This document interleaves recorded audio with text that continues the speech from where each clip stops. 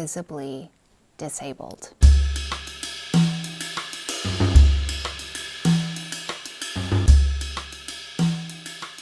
There is invisible disability all around us. There are artists of all kinds navigating with disability every moment of every day. Currently, I happen to be one of those people. Thank you for being here. You are so valued. My name is Jenny Velarde. I'm a psychotherapist, and just as importantly, I'm an artist. Today on Artist as Guide, I am doing something a little different. I am telling my story of living currently as an invisibly disabled person. Now, this episode is going to be the first of two, with the next one focusing specifically on invisible disability and creativity, and the very real ways that this experience has drastically changed my work as a creator due to having to navigate new limitations, and the ways in which this has resulted in me becoming enormously more imaginative, more innovative, more honed as an artist than I have ever been before in my life. Though first, here and now, I'm gonna be sharing my own story. With complete transparency, it's gonna be candid, it's going to be vulnerable, it's gonna have a lot of personal detail. So if that is something that doesn't feel fully comfortable to you for whatever reason, of course, no problem at all. There are many other Artist's Guide episodes here for you to build and strengthen and embolden your artist role. And if you are here watching because you identify as disabled, invisibly disabled, or have a chronic illness or a health condition, a huge hello to you. I totally see you. I would love to hear your voice and expression down below in the comment section. So please, if it feels right to you, share your experience too. The more that we share, we know this, of course, the more that we advocate and we encourage others. Now, lastly, before I jump in this episode, I will be focusing primarily on my story and my experience. Certainly, there will be moments of kind of broader education for context, but this video is not intended to represent or educate on all invisible disability. It's simply to share what I've experienced on this wild ride of mine personally. It's been surprising, it's been wickedly challenging, and it has been unexpectedly anchoring. I will aim to be real, I will aim to be forthright. There will be elements that may be a little tough to hear. We'll be showing photos and video footage, and some of which is not pleasant. It is the real deal. I am doing all of this out of hopes to kind of give a glimpse into what invisible disability can look like. I hope this serves to illuminate in some ways and perhaps inspire someone to share as well.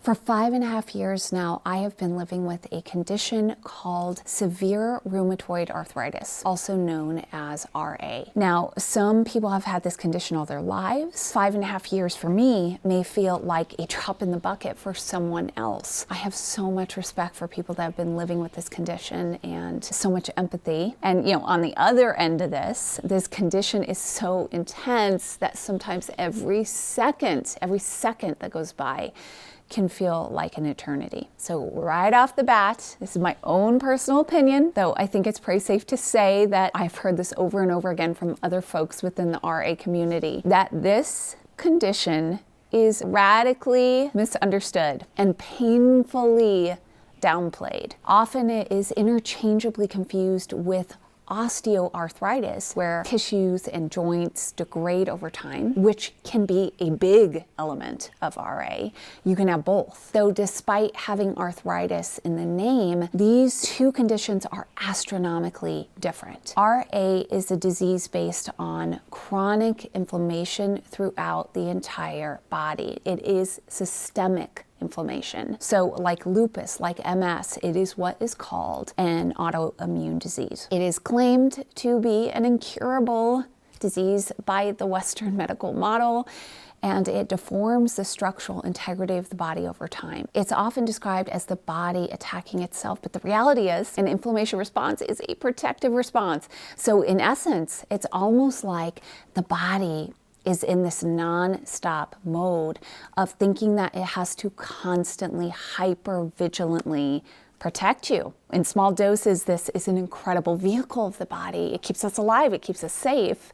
But when it's constant, it's very dangerous and it results in very serious health consequences. There are different stages of RA. Mine is severe, and it's in every joint of my body. So from my feet to my ankles, to my knees, my hips, my shoulders, my wrists, my fingers, my jaw. Yet it's not just the joints that it inflames everything. In my body particular, it inflames my circulatory system, my heart, my connective tissue, my lymphatic system, my eyes, my ability to keep weight and muscle on my body. For me, it is global. It is all over. And this is the case for many people with RA.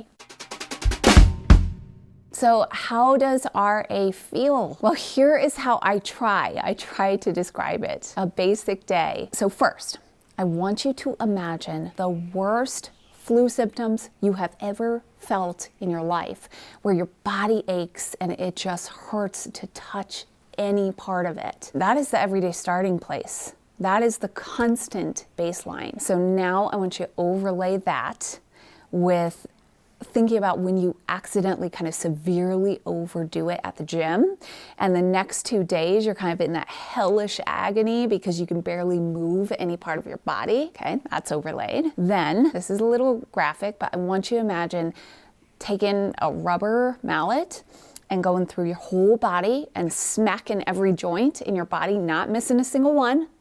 Smacking every joint, not enough to break it, but just before that point, enough to greatly inflame it. Then on top of that, I want you to imagine taking kind of precision pliers or maybe a giant vise and picking random joints. I mean, can change from day to day, and just tightening it and screwing it and tightening it until it almost feels like you can't move or shift. That's out of commission for the day. And then on top of that, I want you to overlay the feeling of pulling an all-nighter. So an all-nighter where you had to do some massive homework project or some type of work that you had to put a lot of energy into, and then the exhaustion that comes the next day. That's the chronic fatigue that comes with RA. And keep in mind, all the while with all these overlays, mobility is compromised. The ability to walk, to stand, to sit up and down, to do anything with your hands or kind of fine motor skills, to reach up, to reach down, lifting things. Some days I can do things carefully on my own, and some days my husband, my parents, my sisters, my brother, they need to help me up, they need to help me down, in and out of cars, chairs, the bed. And sometimes the overall pain is so bad that having a sheet, having a bed sheet on your body feels like a concrete slab is on top of you. This is how it feels. Let me shift into how it came about. So initially it started in my shoulders, this hellish pain. I couldn't put a shirt over my head. I couldn't lift my purse or my phone to my ear.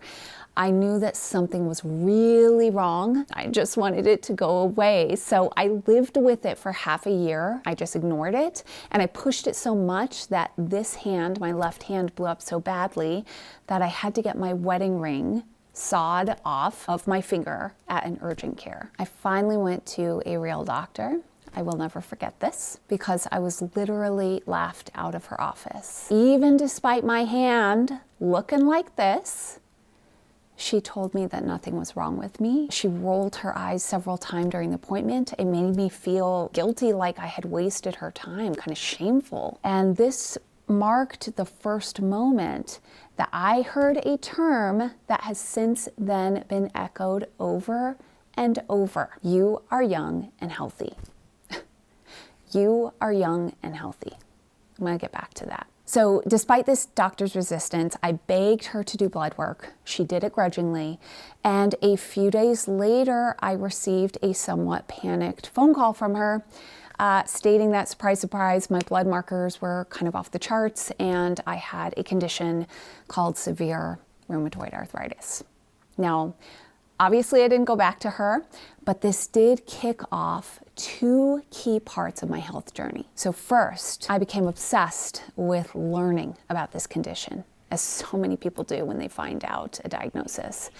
At the time, I was working 60 to 70-hour work weeks. I will get more into that later. And in my spare time, I would stay up till 2, 3, 4, 5 in the morning, desperately researching in agonizing pain, trying to put these pieces together. I began researching and investing in treatment, supplements, any method you can find, every kind of healer or healing approach you can imagine, book after book after book after book after book, visit after visit after visit. As we are filming this, I have worked with 63 doctors, specialists, wellness professionals, healers, and with transparency, because it's important to say here the full truth to put things in perspective, I have spent over $40,000 desperately trying to find something that would work, something that would cure this. And I know for others that may be watching right now that have gone through a similar journey, that number is just a drop in the bucket in terms of looking for health solutions.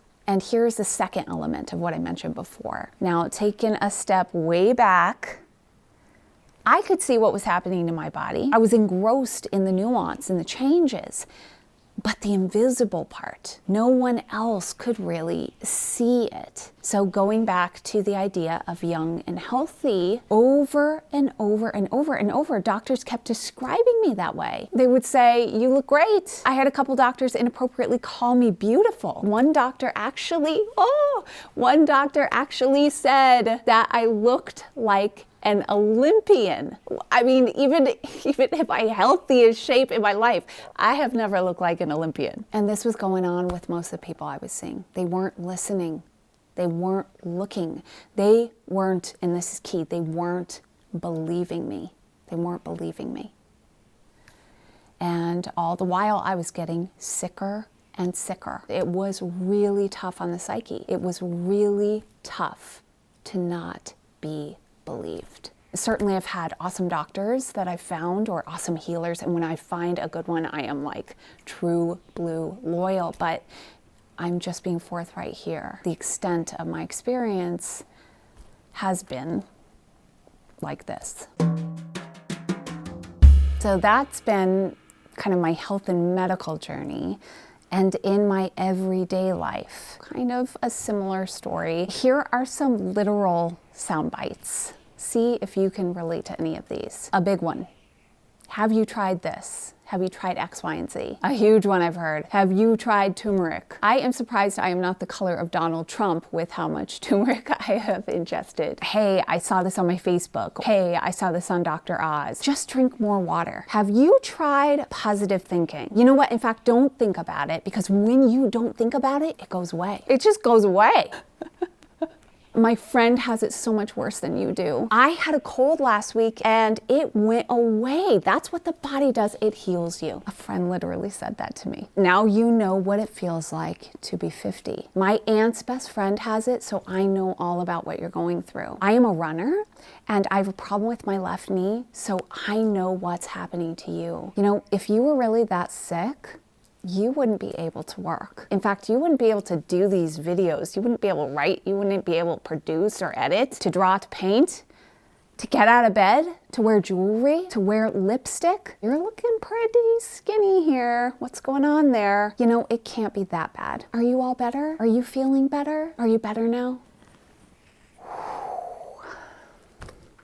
Can any of you watching relate to this? If so, my heart is going out to you right now. And the reality is, as maddening as these comments can sometimes be, I actually understand a lot of them, because with invisible disability, in general, there is a cognitive dissonance. I don't always look how I feel. Now, sometimes I very much do, which you will see in a moment, but most of the time I just don't. And in addition to this, and this is a huge piece of it, this is a huge part of my story. Very early on in my diagnosis, I made a conscious choice that the foundation of this journey, no matter what was going to happen, was going to be one of hope. It was going to be one of faith. I was going to keep things in perspective, knowing darn well that despite my tough circumstances,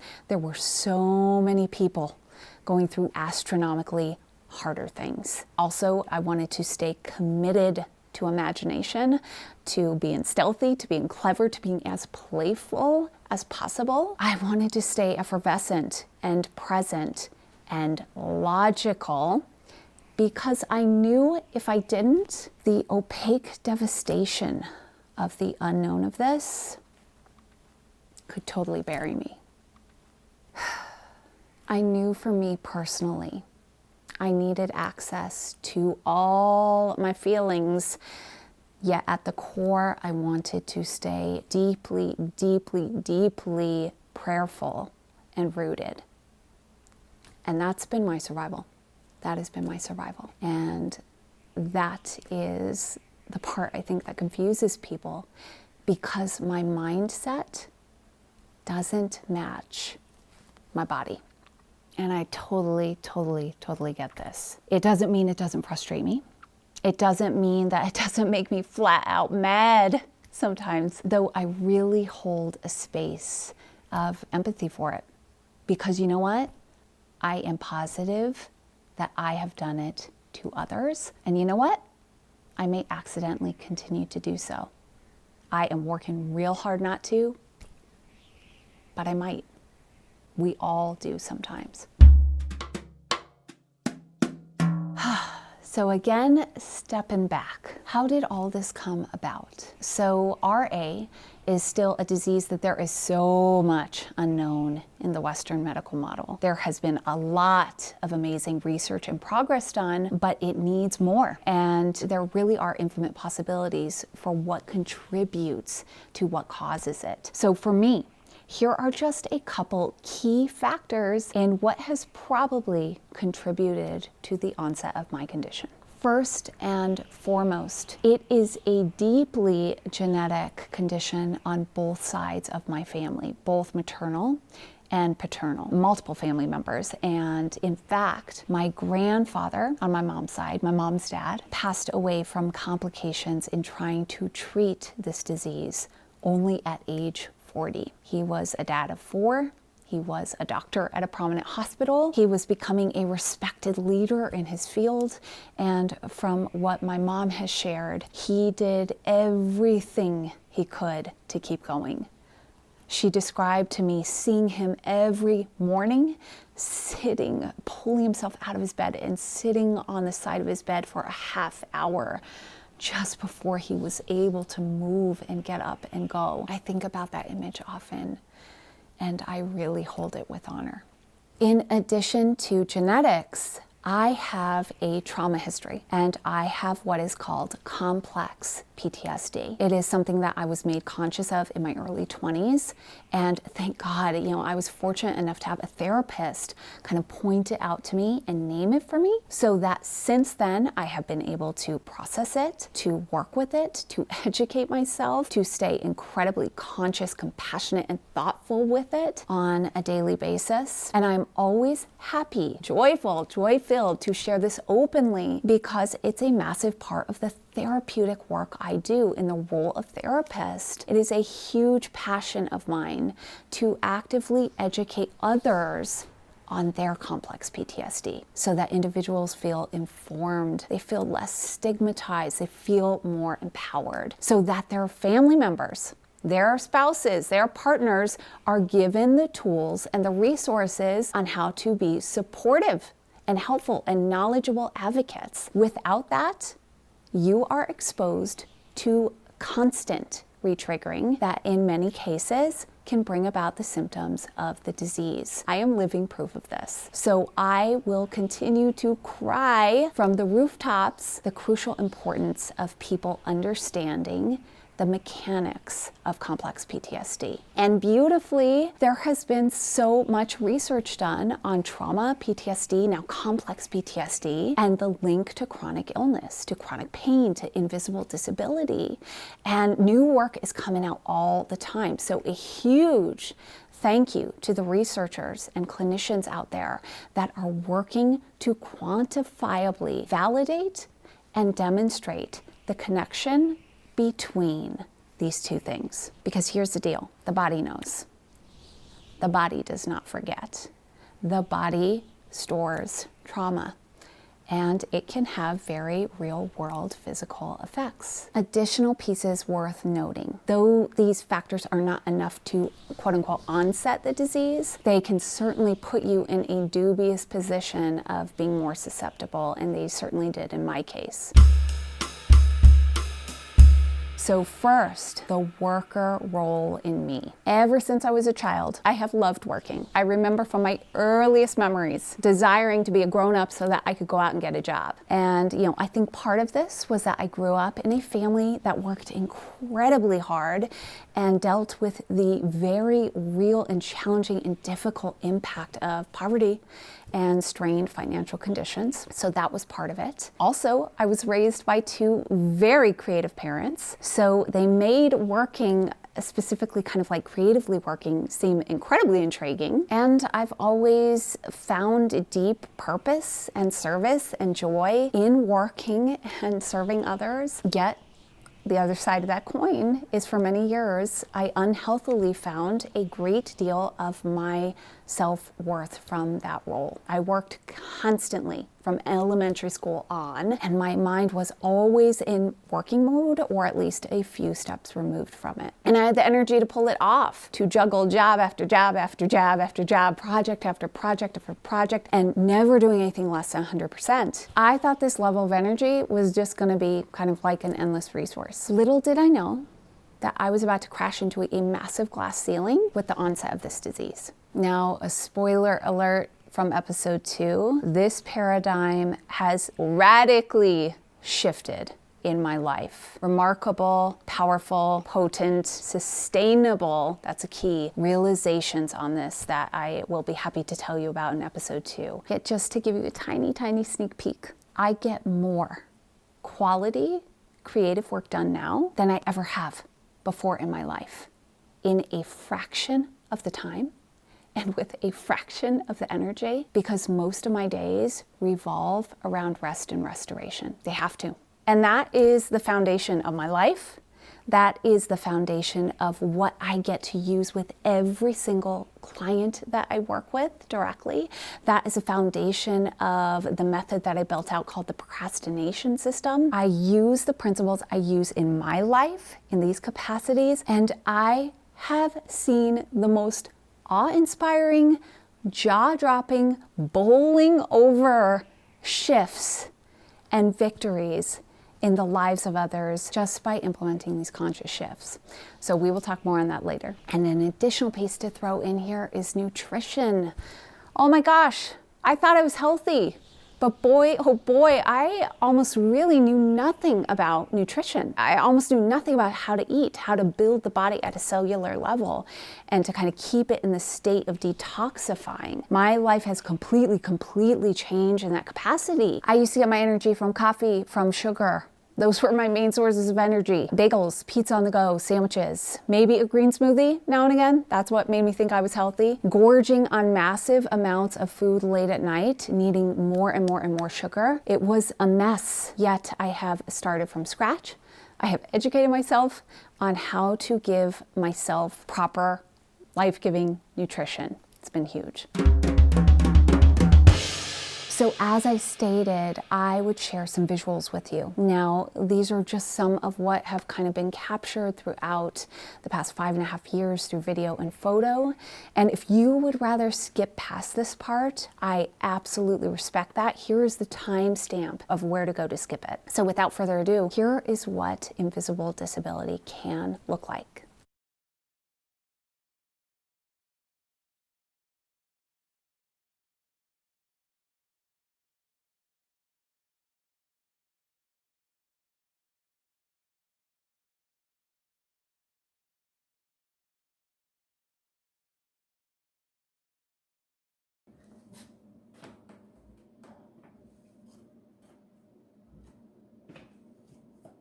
And this tends to be super tough, any kind of shoulder stuff.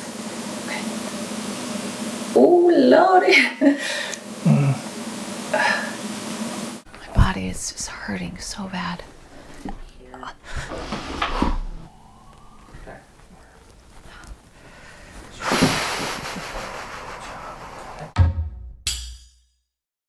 Invisible disability. Sometimes not so invisible, and sometimes hardly discernible. Every day is different, and I do not know what the future holds. I do not know what an hour from now holds for me. I hold on to the hope that I will step into a full remission. I also hold on to the reality that this may be the rest of my living years, perhaps wildly more intensified. I hold faith. I hold prayerfulness. In fact, I don't just hold prayerfulness, I cling to prayerfulness, and deeply trusting and believing that I will be provided a supernatural peace that is not my own to deal with whatever comes. Thank you so much for being here, for listening. If you shared your experience below, thank you for contributing. You are so cared for. Now, remember, part 2 of this is all about invisible disability and creativity, and the ways in which, ironically, incredibly, this condition, this experience has made me a more empowered and potent creator than ever before. I cannot wait to see you over there. If this episode was helpful, please leave a like and consider subscribing. And most importantly, please share this with somebody who might need it. Thank you. Now go and create. You were created to. What might your life look like without procrastination holding you back? The procrastination system, a 6-hour, 5-segment system built of 20 dynamic and digestible chapters. It's an engaged 360-degree process that guides you through self-reflection to pinpoint your specific version of procrastination and how to turn it into attainable, real-world progress. It's carefully curated with a massive collection of tools and thought shifts to effectively transform your procrastination from inaction into traction, reinforced by up-to-date neuroscience that helps us to understand procrastination from a cognitive level. If you feel like your life would look radically different if procrastination wasn't holding you back, the procrastination system is most definitely for you. It was built for you. The link's below. Thanks so much for being here. I appreciate you. If this episode was useful, I would love for you to hit the like button and perhaps share it with someone. For more tool-based, actionable, creative content, please make sure to subscribe. Also, if you have a question about creativity or the artist role that you would like to have answered, please leave it in the comments below, and it may be featured in an upcoming episode.